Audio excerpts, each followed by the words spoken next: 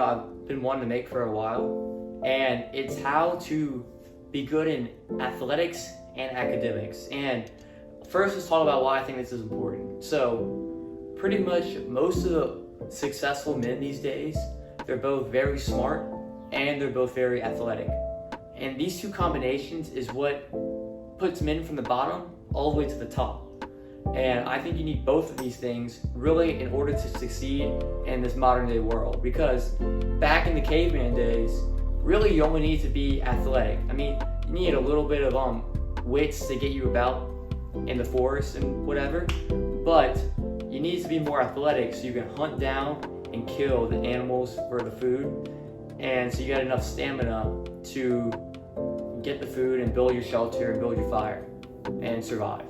But today, you need a little bit of academics now in order to succeed in this world. So, I don't want to brag, but this is why you should trust me about this. And that is because I have a high GPA in my high school right now, 3.96. And I'll show you some of my physique photos right now, and this is what I look like. My bench is 275, my deadlift is 435, and my squat is 365. So I'm not like absolutely the top strongest person, but definitely above average, definitely pretty good for being still in high school, I think. And I'm proud about it. Even though all these other Instagram fitness people are squatting like 600 pounds, I mean, that's not the everyday person. And that's really why I hate looking at all of that, because it changes people's minds. Like my squat, my deadlift, they're still really good for an athletic person, but I think in people's minds they're just seeing it so small because it's not like the 900 pounds you see someone deadlift on Instagram. But anyway, so let's talk about this. So most people, I believe, aren't really dumb. It's just the education system is like morphing them into think they're dumb. Like this. So let's say some guy is really good at coding and computer science, but he's in high school and he's taking Algebra 2 and he's learning about ancient, or not ancient, but like Renaissance poetry. Like come on, what is this dude gonna do? He doesn't really care about the Renaissance poetry because he's good at computer science. And the Algebra 2, computer science does involve a lot of math into it, but he might not be really good at high school algebra 2. He might be really good at computer like algebra and how to solve for variables within a computer. So the education system's really screwing him over right here because he's not really letting his true talent and like abilities to shine, but they're getting hidden because of the education system. And it's a shame because he's not dumb. It's just those two subjects aren't his, and those are the primary subjects that everybody cares about. And the same can be said about if this computer science dude was bad at Spanish, or he was bad at history, or he was bad at art, or he was bad at any of the other main curriculum subjects that are required for high school.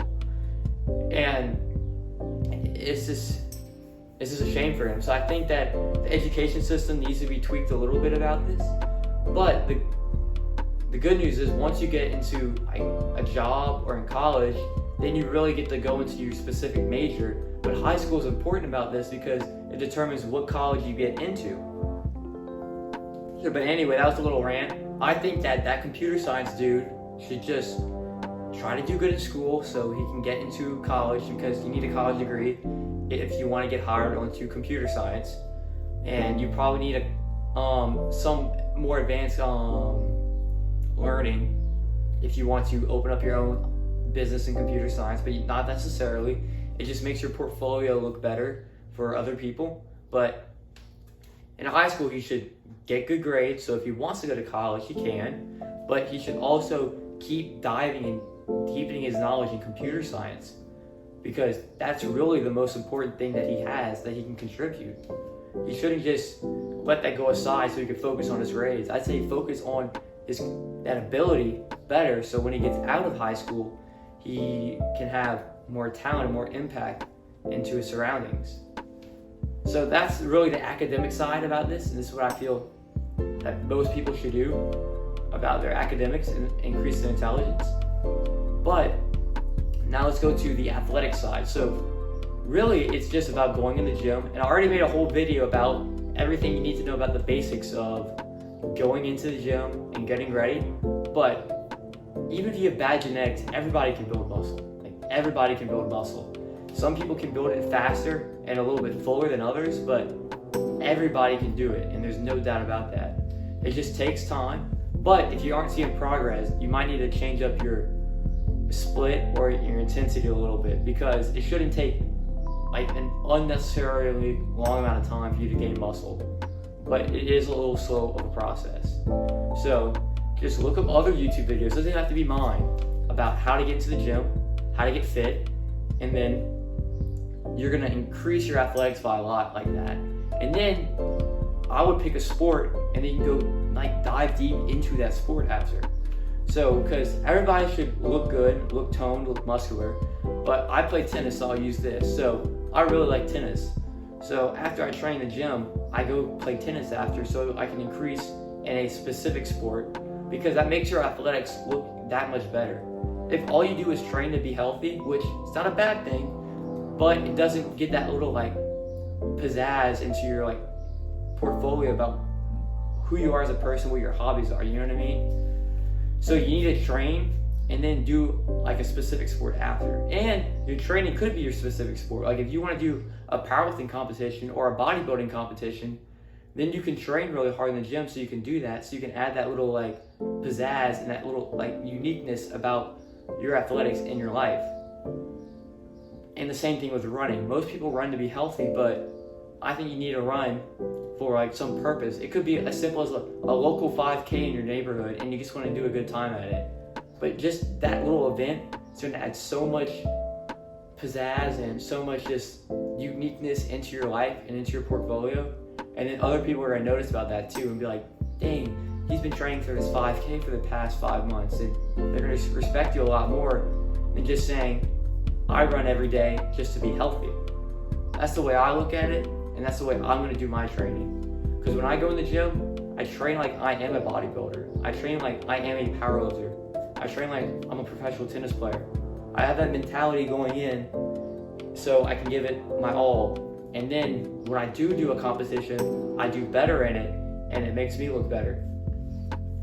But I also do the competitions too to show that I had that uniqueness and that drive in my life.